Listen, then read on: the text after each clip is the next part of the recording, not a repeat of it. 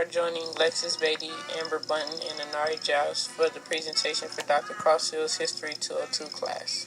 Today we will be discussing chains, fetters, and handcuffs during the 17th through 19th century and their relations to the 21st century and how police officers use handcuffs as restraints from prisoners. The type of artifact that we will be talking about today is chains, fetters, and handcuffs. Basically, they're all the same thing. They were all used to restrain slaves from being able to kick, run away, or squeeze through tiny spaces during their escape or their attempt to escape. These chains are the main tools used during the slavery time. Many neck chains are designed with long, sharp horns, making it hard for slaves to run away and enabling them to squeeze in between tight areas as far as gates, small holes that they've created, or other slaves, and more. Fetters is a word used for the restraints used around their ankles or their feet, enabling them to kick or run away.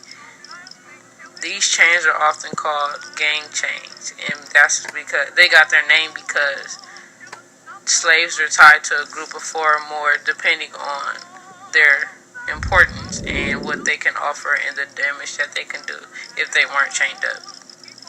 The chains, fetters, and handcuffs were made of African iron. The chains, handcuffs, and fetters were engraved with whom they belonged to, and for the gender, women and children shared the same weight restraints. The iron rusted through time, which often gave the slaves infections due to damaged skin. The chain sizes were the same for both men and women, and fetters were 4 to 5 pounds for each ankle. The neck and ankle chains had long horns attached to them.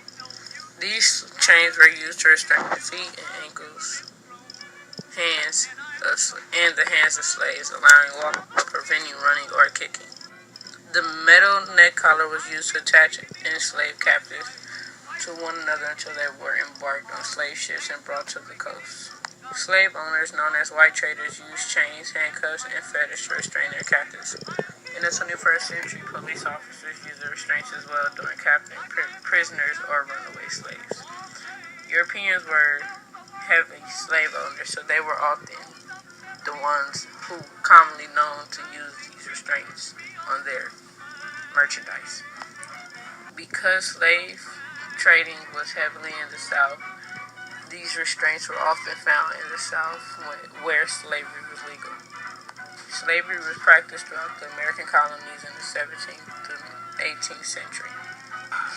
During this time, neck chains, fetters, and handcuffs were used for restraining captive slaves and sometimes prisoners. These tools were a huge contribution during the slave trading period.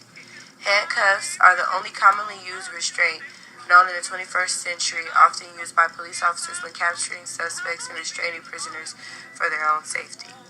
For research for our presentation, we use 5 sources, all located on our slideshow.